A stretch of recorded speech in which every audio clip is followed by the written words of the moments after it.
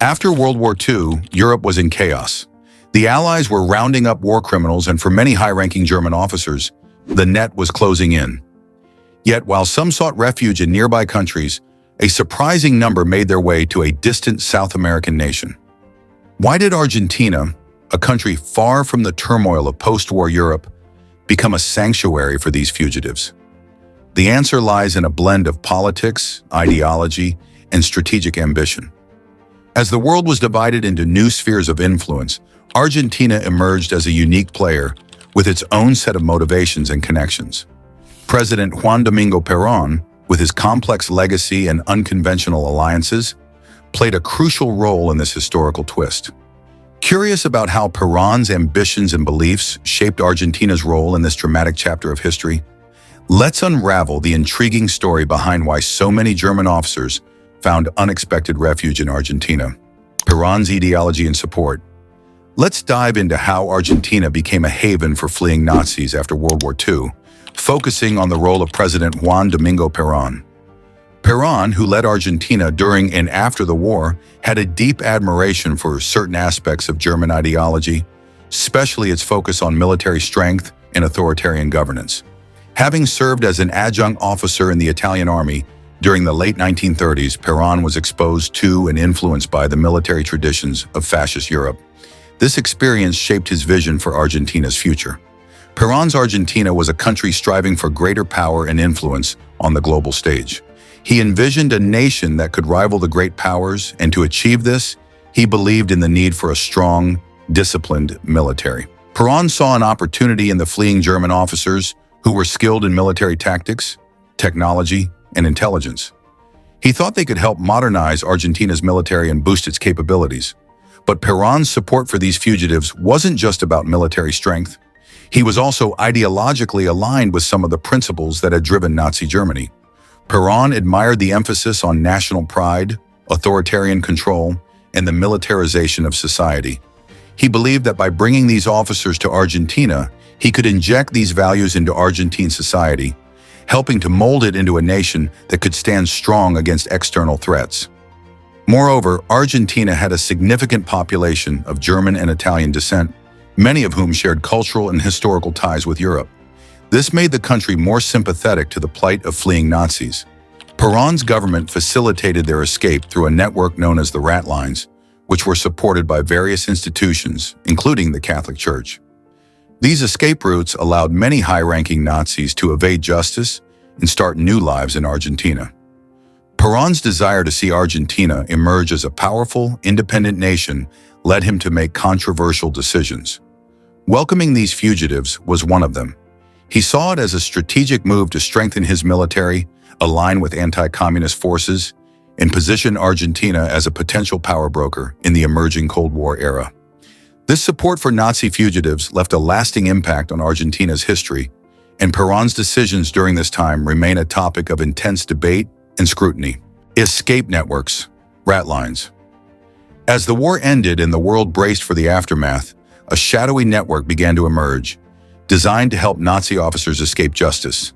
This network, known as the Ratlines, was an organized system of escape routes that funneled fleeing Nazis out of Europe and into safe havens, with Argentina being a prime destination. But how did this complex operation work? The Ratlines were supported by a web of sympathizers, including certain high-ranking officials within the Catholic Church and several European countries that were either neutral or secretly supportive of the Axis powers. Let's start with the Catholic Church. Some members of the Church, particularly in Italy, played a pivotal role in aiding these fugitives. Using their positions within the Vatican, they issued false documents and provided safe passage to Nazi officers, helping them escape to South America. It's important to note that this wasn't an official stance of the Church, but rather the actions of certain individuals within it who were sympathetic to the Nazis or driven by anti-communist sentiments. Switzerland and Spain, both officially neutral during the war, also became crucial nodes in this escape network.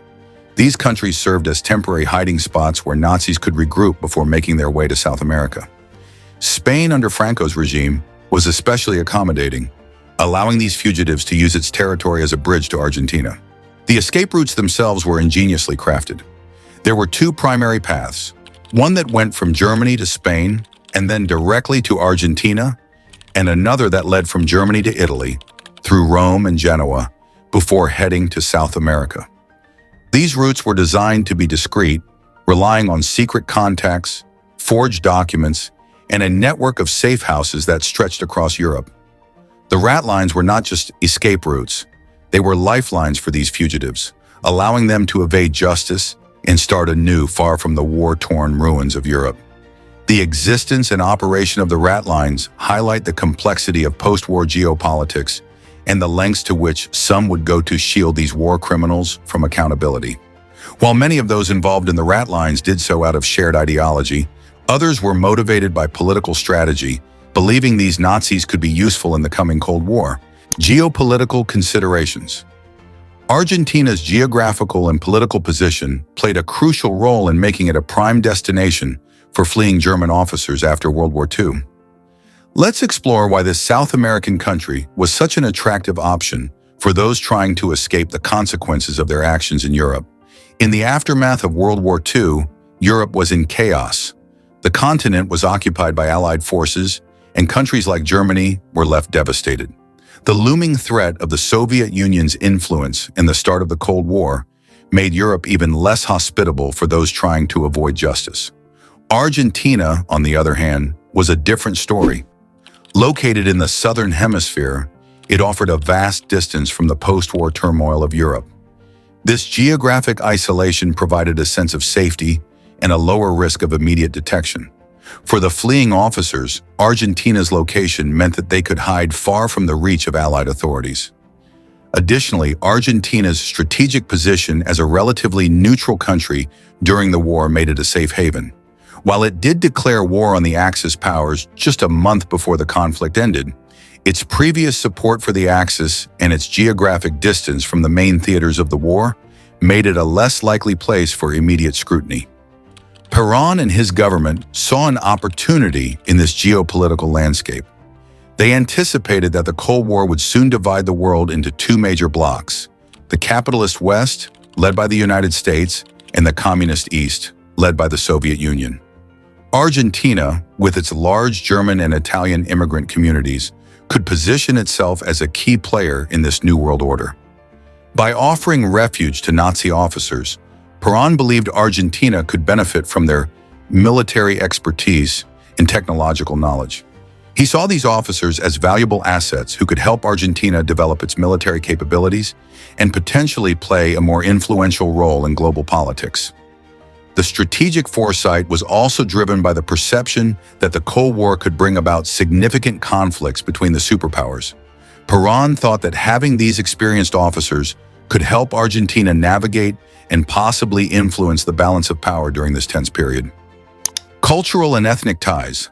As we explore why so many German officers chose Argentina as their refuge after World War II, we can't overlook the role of cultural and ethnic ties that made Argentina an attractive destination for these fugitives. Argentina had a significant German and Italian immigrant community long before the war ended. In the late 19th and early 20th centuries, waves of German and Italian immigrants arrived in Argentina, bringing with them their cultures, traditions, and, importantly, their connections to Europe. By the time World War II came to a close, these communities had established a strong presence in Argentina, shaping its cultural and social landscape. For the German officers fleeing Europe, Argentina wasn't just a distant land. It was a place that felt familiar and welcoming. The Argentine cities of Buenos Aires and Córdoba had thriving German and Italian neighborhoods where the language, food, and customs mirrored those they left behind. This made the transition easier for the fugitives, who found solace in a country that felt like a home away from home. But this comfortable environment came with its complications. While these immigrant communities initially provided a warm welcome, the presence of war criminals began to cast a shadow over Argentina's international reputation.